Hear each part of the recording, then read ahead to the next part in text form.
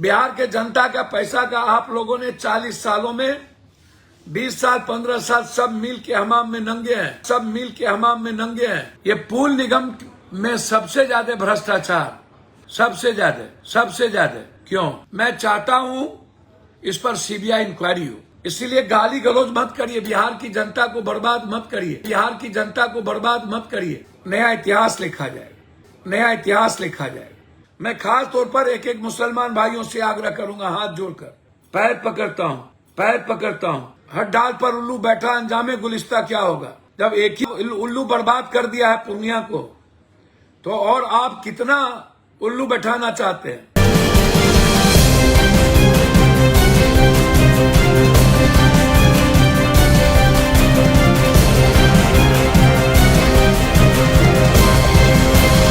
पूर्णिया सांसद पप्पू यादव आज बिहार के पटना पहुंचे और पटना पहुंचते ही उन्होंने मोदी की तर्ज पर मन की बात नहीं, दिल की बात कर डाली। जी हां, दिल की बात में उन्होंने बिहार में निरंतर गिरते पुल पर जो आक्रोश जाहिर किया, उसे देखकर आप भी हैरान हो जाएंगे। देखिए ये खास रिपोर्ट। जो बिहार में मैं तुम चल रही है, खिचड़ी पक रही है। मेरा सवाल यह नहीं है कि 2 साल नीतीश जी और लालू यादव जी और कांग्रेस की सरकार थी। मेरा सवाल यह है कि 2 साल पहले किसकी सरकार थी। मेरा सवाल यह है कि 2 साल बाद किसकी सरकार है। मेरा सवाल यह है कि यदि कोई भी सरकार के मंत्री बेईमानी किए तो क्या सरकार सेक्रेटरी बच सकती है? मैं एक मंत्री जो बयान दे रहे थे कि यही लोग तो थे सरकार में, मैं उनसे जानना चाहता हूं सेक्रेटरी की पोस्टिंग कौन करता है और उस विभाग के पीडब्ल्यूडी आरडब्ल्यूडी के सेक्रेटरी कौन है? अभी तक सेक्रेटरी और पदाधिकारी पर, चीफ इंजीनियर पर, एग्जीक्यूटिव इंजीनियर पर कार्रवाई क्यों नहीं हुई? अभी तक सेक्रेटरी सस्पेंड क्यों नहीं हुए? वो 60% पैसा बिना क्या सेक्रेटरी के कोई पहुंचा देगा? टेंडर में जो मात्र 40% पैसे लगते हैं, नकली बालू लगते हैं, नकली सीमेंट लगते हैं। ये लगातार सिलसिला। मेरा सवाल किसी को बचाने या किसी को बिगाड़ने नहीं, आप इंक्वायरी करिए। आखिर आप इंक्वायरी क्यों नहीं करते हैं? जांच क्यों नहीं करते हैं? क्या कारण है? हम तो चाहते हैं खनन विभाग से लेकर के 20 साल जो पूल निगम है, पूल निगम के मंत्री कौन, पूल निगम के सेक्रेटरी कौन? मेरा ये जानना है कि 20 साल के जो पूल निगम के सेक्रेटरी हैं, उन लोगों की संपत्ति और उन लोगों का टेंडर का प्रोसेस की पूरी जानकारी आप क्यों नहीं लेते? हर जिले में आरडब्ल्यूडी बिल्डिंग में, आरडब्ल्यूडी में 10 पैसे पर टेंडर मैनेज होता है। बिल्डिंग में 1.5 करोड़, 2 करोड़, 4 करोड़, 5 करोड़, 10 पैसे पर। क्या 10 पैसे पर आगे पीछे कोई टेंडर हो सकता है? इसका मतलब है कि 10 पैसे हम 2 व्यक्ति को खड़ा करके टेंडर मैनेज करके टेंडर देते। ये बगैर आपसी सामंजस्य के कैसे संभव? ये पूल निगम में सबसे ज्यादा भ्रष्टाचार, सबसे ज्यादा क्यों? सबसे ज्यादा बिल्डिंग आरडब्ल्यूडी, पीडब्ल्यूडी, एनएचआई में भ्रष्टाचार क्यों? ये जो बालू माफिया है, खनन विभाग और दरोगा, थाना और पदाधिकारी मिलकर के जो बालू निकाल करके बेचता है हर पुल के नीचे से, ये जिम्मेदार कौन है और इसकी गिरफ्तारी कब होगी? आप हमको जरा बताइए, इस पर इंक्वायरी कब होगी? एक मंत्री जी बड़ा ज्ञान बांट रहे थे कि 2 साल इन्हीं की सरकार थी। मान लिया मंत्री कोई और था, मैं आपसे पूछना चाहूंगा कि सेक्रेटरी कौन थे? और एक विभाग में आज 10-10, 20-20 साल से सेक्रेटरी क्यों है? ये जरा आप हमको बताइए। पटना में वही पदाधिकारी 40 सालों से, 30 सालों से क्यों है? इसकी पोस्टिंग किसी जिले में क्यों नहीं होती है? क्या आप हमको अशोक बाबू बताएंगे? इस विभाग से इस विभाग, इस विभाग से इस विभाग, पटना के में ही क्यों? ये जानकारी देंगे। क्या इस पर कार्रवाई होगी? क्या इस पर निगरानी विभाग के द्वारा कार्रवाई होगी? क्या इस पर आप सीबीआई इंक्वायरी के लिए लिखेंगे?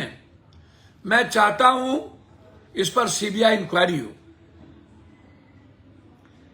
लगातार सुप्रीम कोर्ट में हम भी वकील रखेंगे और 20 साल से लगातार मैं चाहूंगा कि उसकी सीबीआई इंक्वायरी हो। एक, इसीलिए गाली गलौज मत करिए, बिहार की जनता को बर्बाद मत करिए।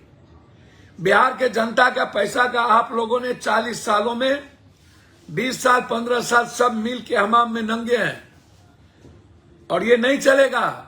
आप लोग गाली गलौज मत करिए एक दूसरे को।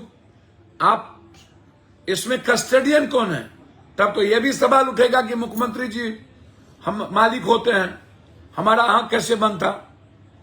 हम 40 सालों से लूटते रहे हैं जो लोग, उन पर इंक्वायरी क्यों नहीं हुई? या 15 साल लालू जी का शासन था तो नीतीश जी आए तो उस पर इंक्वायरी क्यों नहीं की?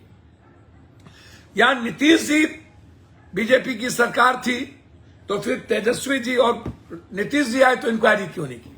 और जब तेजस्वी जी हटे, नीतीश जी बीजेपी के आए तो तब आप इंक्वायरी क्यों नहीं किया? नगर निगम में इंक्वायरी क्यों नहीं हुई?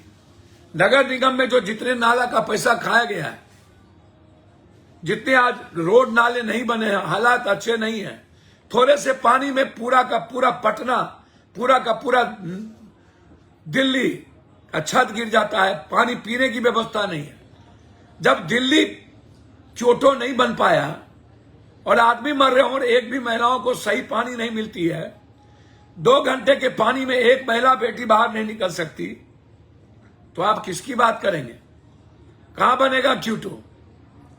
इसीलिए मैं नगर निगम के सेक्रेटरी 25 सालों से, पीडब्ल्यूडी, आरयू, स्वास्थ्य से लेकर के सभी विभाग के सेक्रेटरी का मैं इंक्वायरी चाहता हूं। आप करिए। और मेरा मानना है कि गाली गलौज नहीं करके आप लोग चाहते हैं इंक्वायरी। तीसरी चीज अंतिम, मैं लगातार मेरा प्रयास है बिहार के कोसी सीमांचल और खासतौर पर साहेबगंज को, आज सुबह हमारी हेमंत सोरेन जी मुख्यमंत्री जी से बातचीत हुई। हेमंत सोरेन जी से साहेबगंज पुल पर लंबी विस्तृत बातचीत हुई कि हम जितना जल्दी हो सकते हो कटिहार को, झारखंड को, बिहार को हम सीधा मनिहारी से जोड़ पाए। हम एनएच के मिनिस्टर गडकरी साहब से मिले। हम लगातार दरभंगा के टेंडर और भागलपुर, पूर्णिया के एयरपोर्ट की चर्चा के लिए हम लगातार मिल रहे हैं। लगातार भागलपुर कम से कम प्राइवेट को भी चलाया जाए।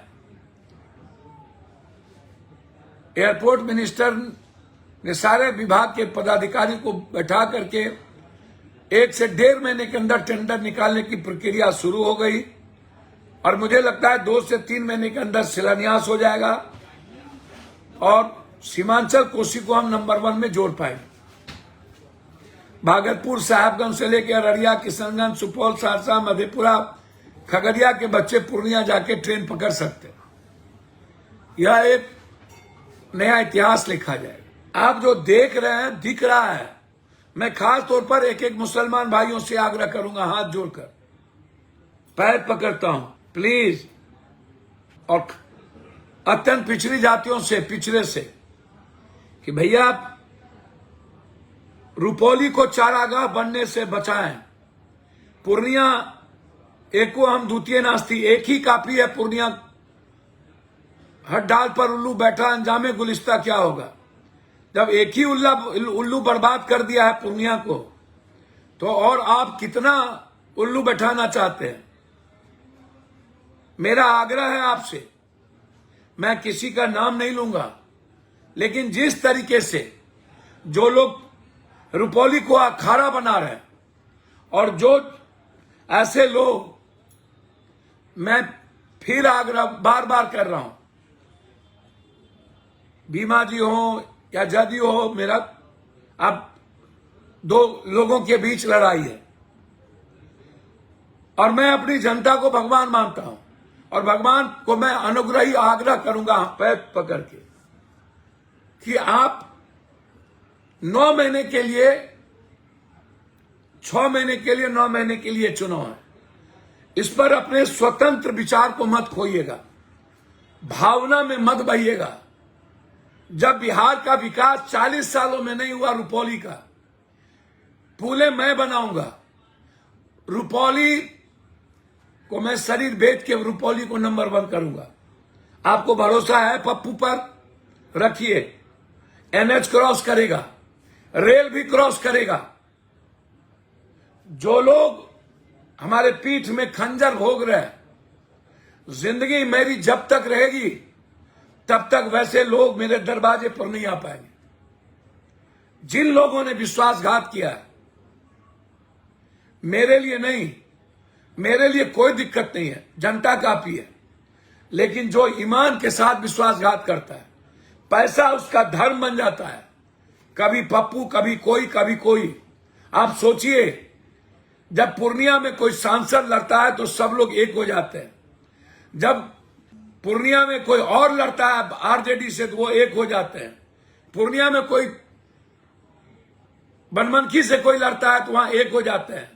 रुपौली में कोई लड़ता है वहां एक हो जाता है। धमधा में कोई लड़ता है, एक हो जाते हैं। लेकिन यह चरित्र समाज के गरीब, मुसलमान, यादव, माइनॉरिटी, अत्यंत पिछड़े का नहीं है।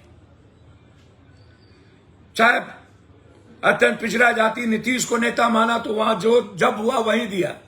लालू यादव जी को जब तक दलित और नेता माना वहीं दिया।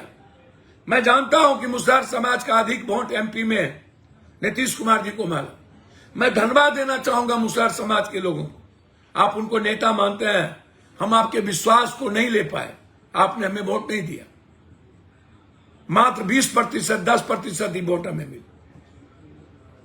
मैं जानता हूं आदिवासी समाज, राम के 90-95% वोट पप्पू यादव को मिले।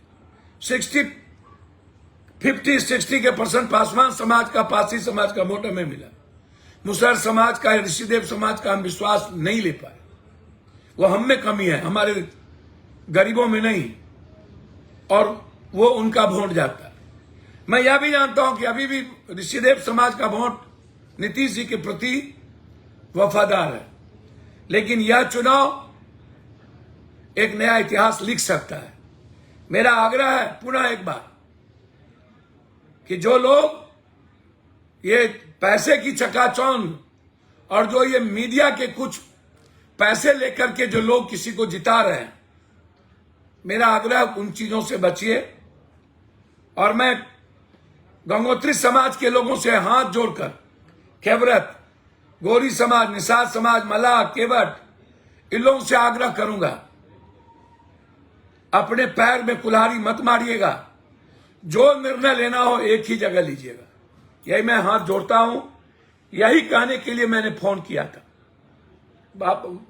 आपको आज संदेश देना, दिल की बात करना चाहता, और यही करना चाहूंगा। मैं अंत में कांग्रेस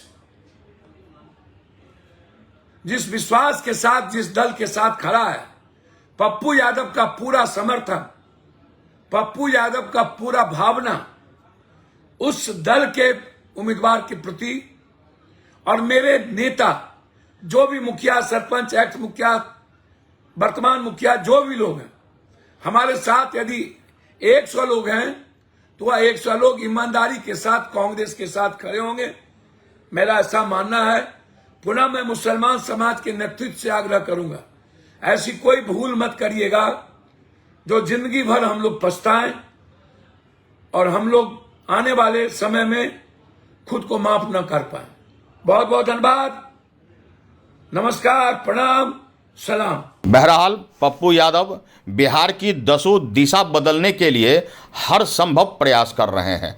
आपको बता दें, पूर्णिया में भ्रष्टाचार मुक्त करने एवं शिक्षा माफिया और मेडिकल से संबंधित, चिकित्सीय संबंधित भी कार्रवाई वो कर रहे हैं। यही नहीं, भ्रष्टाचार को मिटाने के लिए आम जन तक अपनी पहुंच भी बढ़ा रहे हैं। अब देखना होगा कि आखिरकार सांसद निर्दलीय ही सही, लेकिन अब वो कांग्रेस को अपना सब कुछ मानते हैं, आदर्श मानते हैं, और उनके आदर्शों पे चलकर पप्पू यादव किस तरह बिहार में कांग्रेस की अलख जगाएंगे और पूर्णिया को एक नया आयाम देंगे। देखना दिलचस्प होगा। अगर आपने अभी तक हमारे चैनल को लाइक, शेयर और सब्सक्राइब नहीं किया है तो सब्सक्राइब अवश्य कर दें, क्योंकि यही तो हमारा इनाम, मेहनताना या आपके तरफ से शाबाशी है।